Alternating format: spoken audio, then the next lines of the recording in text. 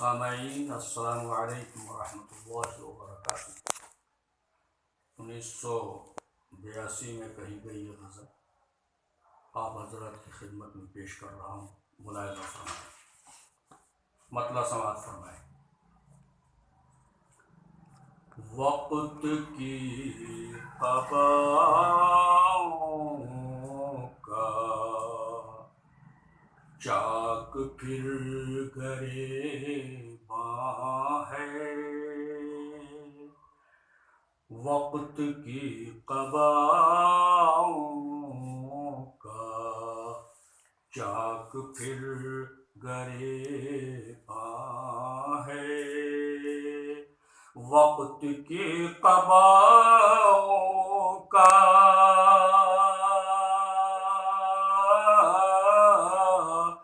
چاک پھر گریباں ہے، چاک پھر گریباں ہے، کس جگہ رکھے سوئی بخیا گر بھی حیراں ہے، کس جگہ رکھے سوئی بخیا گر بھی حیراں ہے۔ دوسرا مطلب ملاحظہ فرمائیں کہ حادثوں سے کیوں کوئی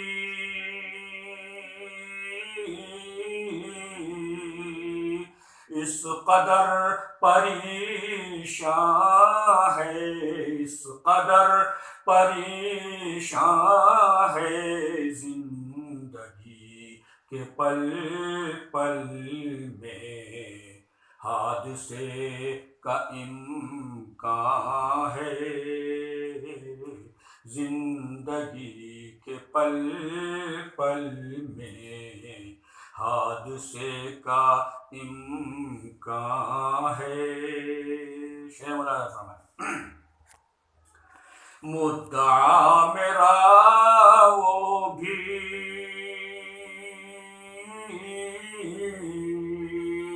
خوب جانتا ہوگا، خوب جانتا ہوگا، شعر کی زبان میرے سہل اور آسان ہے، شعر کی زبان میرے سہل اور آسان ہے، وقت کی قباؤں کا چاک پھر گریباں ہے۔ شیخ مولانا فرمائیں کہ اب نظر نہیں آتی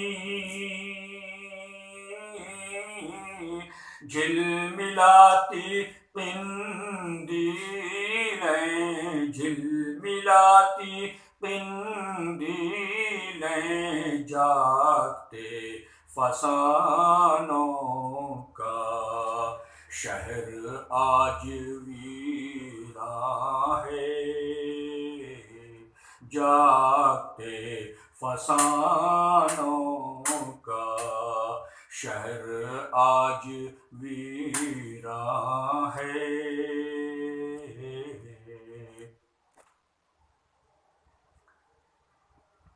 آج کے حالات کے تناظر میں یہ دو شعر ملاحظہ فرمایا، سماعت فرمائیں۔ خوفناک چہرہ ہے قتل و خون کے خاکوں کا، خوفناک چہرہ ہے قتل و خون کے خاکوں کا، قتل و خون کے خاکوں کا، وقت کے ہلاکوں سے ہر بشر پریشاں ہے، وقت کے ہلاکوں سے ہر بشر پریشاں ہے۔ شیخ مولانا فرمائیں حق کی دیکھنا ہر سو، پھر صدائیں گونجیں گی، حق کی دیکھنا ہر سو،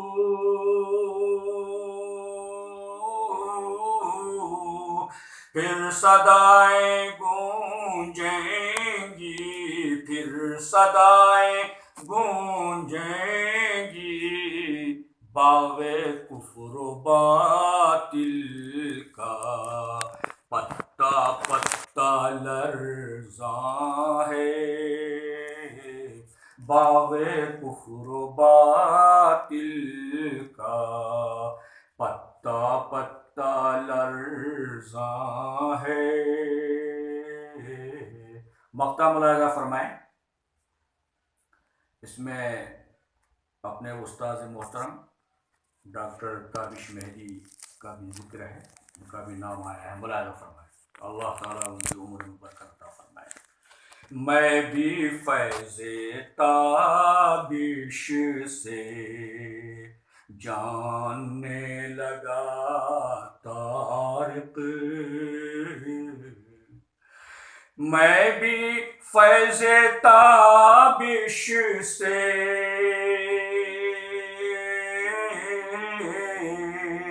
جاننے لگا طارق، انگنت سخنور میں کون اب سخنداں ہے،